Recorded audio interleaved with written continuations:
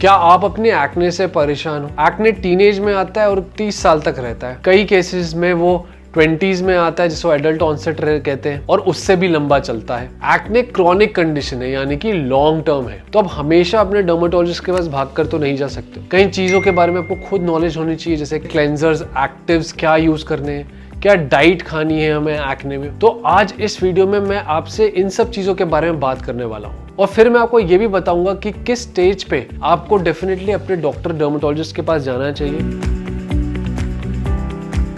इस वीडियो का main M है कि हम एक्ने को जल्दी कंट्रोल कर पाए, क्योंकि अगर एक्ने लंबे समय तक रहेगा तो आपके चेहरे पे एक्ने मार्क्स छोड़ देगा, एक्ने स्कार्स छोड़ देगा और इसका ट्रीटमेंट बहुत लंबा होता है और इसमें बहुत खर्चा भी होता है। तो ट्रीटमेंट से पहले हम ये जानते हैं कि एक्ने होता क्यों है। एक्ने के 4 मेन कॉजेज हैं। इसमें से सबसे पहला है एक्सेस सीबम सिक्रीशन, यानी कि जो हमारे ऑयल ग्लैंड है वो जरूरत से ज्यादा एक्टिव होता है। ये क्यों होता है? क्योंकि हमारे ऑयल ग्लैंड्स में एक एंड्रोजन रिसेप्टर होता है जहां पे एंड्रोजन नाम का हार्मोन जाके जुड़ता है जो कि ऑयल सिक्रीशन को रेगुलेट करता है। ज्यादातर एक्ने पेशेंट में देखा गया है कि एंड्रोजन का लेवल नॉर्मल होता है, बट ये जो एंड्रोजन रिसेप्टर होता है इसमें ऐसी म्यूटेशन होती है कि ये ओवर स्टिमुलेट करके ज्यादा ऑयल सिक्रीट करता है। सेकंड है क्लॉग्ड पोर। हमारे स्किन में नेचुरली केराटिनाइजेशन की प्रोसेस होती है। इस केराटिनाइजेशन प्रोसेस में नीचे वाले जो स्किन सेल्स हैं वो ऊपर की तरफ आते हैं। अब कई केस में ये होता है कि ये जो सेल्स हैं ये ब्लॉक कर देते हैं उस नली को जो कि ऑयल को स्किन पे छोड़ती है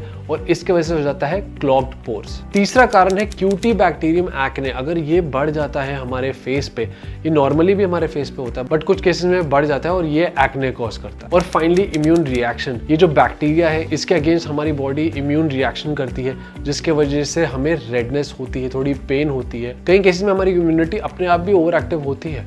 अगर हमें स्ट्रेस ज्यादा है या हम स्पाइसेस ज्यादा खाते हैं, डेयरी प्रोडक्ट ज्यादा लेते हैं, तो ये सब आपकी बॉडी में इन्फ्लेमेशन कॉज करता है जिसकी वजह से एक्ने होता है। इसलिए एक्ने इतना कॉम्प्लेक्स है और केवल एक फेस वॉश या केवल एक दवाई से वो ट्रीट नहीं होता है। आपको एक्ने में लाइफस्टाइल चेंजेस भी करने पड़ते हैं, स्किन केयर भी यूज करना पड़ता है और कुछ केसेस में मेडिसिन तक लेनी पड़ती है। तो सबसे पहले स्टेप 1 है एक सही क्लेंजर चुनना अपने स्किन के अकॉर्डिंग। अगर आप सही क्लेंजर चुन रहे हो तो आप अपना सीबम कंट्रोल कर पाओगे और एक्ने बैक्टीरिया जो आपके फेस पे है उसे वॉश आउट कर पाओगे। एक्ने में सैलिसिलिक एसिड जेल बेस्ड जो फेस वॉशेस होते हैं, खासकर जिनमें जिंक पीसे होते हैं, वो मेरा फेवरेट है, तो आप वो यूज कर सकते हो। ये usually normal to oily skin को सूट कर जाते हैं। हाउएवर अगर आपका स्किन ड्राई है तो डेफिनेटली ये थोड़ा ट्रिकी होता है। इस केस में आप mandelic acid based face wash use कर सकते हो। अब फेस वॉश आपको कितनी बार करना है? एक बार आपको सुबह करना है, एक बार आपको रात में करना है। इसके अलावा अगर आप कोई स्पोर्ट्स खेलते हो तो स्पोर्ट्स खत्म होने के बाद या जिम खत्म होने के बाद भी आपको फेस वॉश जरूर करना है। एक और इंग्रेडिएंट जो फेस वॉश में आप चूज कर सकते हो वो है बेंजोइल पेरोक्साइड। बेंजोइल पेरोक्साइड जो है ये नॉर्मल टू ऑयली स्किन में ज्यादा सूटेबल रहता है। बेंजोइल पेरोक्साइड बैक्टीरिया को नुकसान पहुंचाता है और ये क्यूटी बैक्टीरियम एक्ने की संख्या को आपके फेस पे कम करता है जिससे एक्ने इंप्रूव होता है। अगर आपका एक्ने थोड़ा सा इंप्रूव हो गया है बट आपको फिर भी एक्ने प्रोन स्किन है तो आप जिंक पीसीए वाला फेस वॉश यूज कर सकते हो। ये ऑयल रेगुलेशन में हेल्प करता है। आप niacinamide based face wash use कर सकते हो। ये रेडनेस को कम करता है, आपके स्किन बैरियर को स्ट्रॉन्ग करता है। और आप glycolic acid based face wash use कर सकते हो अगर आपको एक्ने मार्क्स रह गए, क्योंकि आपकी स्किन को एक्सफोलिएट करता है और अंदर से ब्राइटनिंग लाता है। सेकंड स्टेप है एक्टिव्स को यूज करना। इनमें से कुछ एक्टिव्स आप खुद से यूज कर सकते हो और कुछ एक्टिव्स के लिए आपको अपने डर्मेटोलॉजिस्ट की मदद चाहिए रहेगी। मॉर्निंग में अच्छे ऑप्शन रहते हैं अगर आप सैलिसिलिक एसिड यूज करो। सैलिसिलिक एसिड जो सीरम होता है वो आपके ऑयल ग्लैंड के अंदर घुसने की क्षमता रखता है और वहां से ऑयल रेगुलेशन करता है। एजिलिक एसिड बेस्ड आप क्रीम यूज कर सकते हो। सुबह 10% 20% कॉन्सेंट्रेशन में अवेलेबल है। स्टार्ट आप 10 से करो, आप 20% तक जा सकते हो। और थर्ड ऑप्शन है नायसिनामाइड। नायसिनामाइड 2 to 5% अवेलेबल है। इनमें से अगर मुझे चूज करना हो तो मैं एजिलिक एसिड चूज करूंगा या फिर सैलिसिलिक एसिड चूज करूंगा। सैलिसिलिक एसिड आप तब चूज करें अगर आपकी स्किन बहुत ऑयली है। एजिलिक एसिड आप तब चूज करें अगर आपको ऑलरेडी एक्ने ब्रेकआउट हो चुका है और आपके चेहरे पे एक्ने की वजह से रेडनेस है। इसके अलावा नाइट रूटीन में आप बेंजोइल पेरोक्साइड या फिर रेटिनॉल बेस्ड सीरम या जेल यूज कर सकते हो। जैसे मैंने बताया जो बेंजोइल पेरोक्साइड है वो एक्ने की जो मेम्ब्रेन है, जो सेल मेम्ब्रेन रहती है उसको डैमेज करता है। 2.5 और 5% में अवेलेबल है। 2.5 से आपको स्टार्ट करना चाहिए। और दूसरा ऑप्शन है रेटिनॉल या रेटिनॉइड। रेटिनॉल या रेटिनॉइड आप खुद से भी यूज कर सकते हो। कुछ कॉस्मेस्यूटिकल इंग्रेडिएंट्स के रेटिनॉल्स आते हैं और अगर आप रेटिनॉइड यूज करना चाहते हो तो आप एडाप्लिन यूज कर सकते हो। रेटिनॉल्स और रेटिनॉइड्स का सबसे अच्छी बात यह है कि वो लॉन्ग टर्म में आपकी स्किन को अच्छा लगता है, उसके कई सारे ओवर बेनिफिट्स हैं, ऑयल रेगुलेशन, पोर रिडक्शन, और लंबे समय तक यूज करने से वो एक मेंटेनेंस का काम करता है और एक्ने को वापस नहीं आने देता। कुछ एंटीबायोटिक्स भी अवेलेबल है जैसे कि क्लिंडामाइसिन 1% और अब माइनोसाइक्लिन जेल भी आ गया है। ये दोनों बहुत इफेक्टिव है।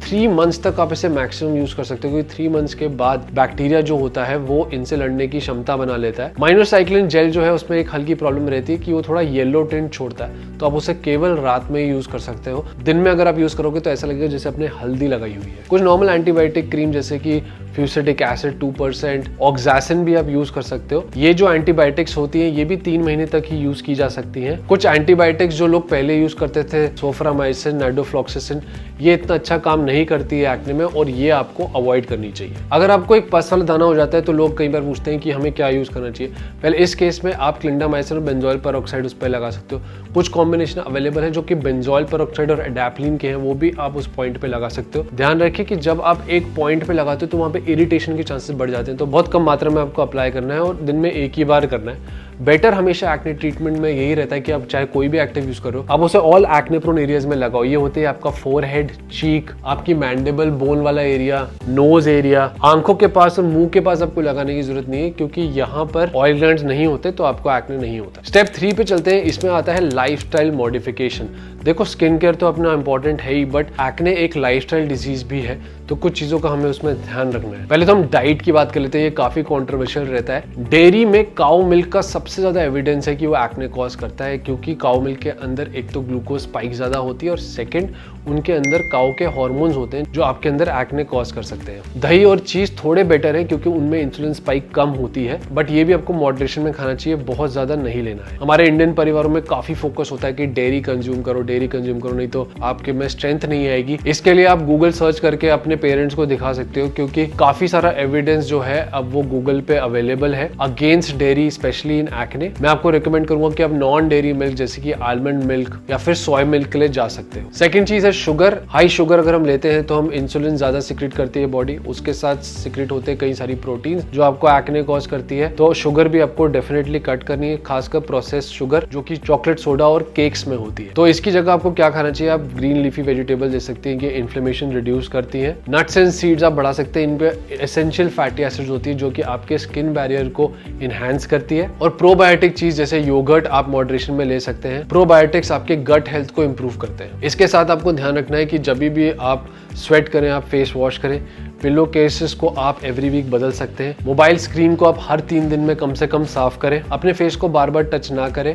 अपने एक्ने मार्क्स, पस भरे दानों को ना दबाएं क्योंकि इससे कंडीशन होता है एक्ने एक्सकोरी जो कि बहुत डीप मार्क्स छोड़ देता है। हाइड्रेशन अपनी बनाए रखें, 2 से 3 लीटर आपको पानी पीना है। रात को सोने का और सुबह उठने का टाइम फिक्स होना चाहिए क्योंकि रात को जब आप सोते हो तो ग्रोथ हार्मोन का सिक्रेशन होता है और ये आपकी स्किन रिपेयर के लिए एसेंशियल होता है। एक स्टडी पब्लिश है जिसमें यह बताया गया है कि लाइफस्टाइल चेंजेस जो है आप एक्ने के लिए करते हो उसको कम से कम 3 से 4 महीने फॉलो करो, तब आपको सिग्निफिकेंट रिजल्ट्स दिखते हैं। 2 हफ्ते में, 3 हफ्ते ये सब छोड़ने से कुछ भी नहीं होने वाला है। दूसरा ये है, अगर आप एक्टिव इंग्रेडिएंट्स यूज कर रहे हो जो मैंने आपको बताया, उनको भी आपको टाइम देना है। कम से कम 8 हफ्ते आपको देने हैं एक एक्टिव इंग्रेडिएंट को। अगर आप 8 हफ्ते तक उसको यूज करोगे तो डेफिनेटली आपका एक्ने कम होता रहेगा। अब ऐसे कुछ केसेस होते हैं जिसमें घर पे एक्ने ट्रीटमेंट पॉसिबल नहीं होती। सबसे पहले तो अगर आपके फेस पे पस भरे दाने हैं, नोड्यूल्स, सिस्टिक एक्ने यानी कि मोटे मोटे टच करने पे एक्ने है, तो डेफिनेटली आपको अपने डर्मेटोलॉजिस्ट के पास जाना चाहिए क्योंकि हो सकता है कि आपको ओरल मेडिसिन की जरूरत हो। इसके अलावा अगर आप एक टॉपिकल एंटीबायोटिक कम से कम 3 महीने यूज कर चुके हैं जैसे कि मीनोसाइक्लिन, क्लिंडामाइसिन, और फिर भी आपको एक्ने आ रहा है तो आपको और ट्रीटमेंट खुद से नहीं करनी चाहिए, आपको डर्मेटोलॉजिस्ट पे जाना चाहिए। अगर आपको हार्मोनल एक्ने यानी कि ज्यादा एक्ने आपके जॉ लाइन पर है,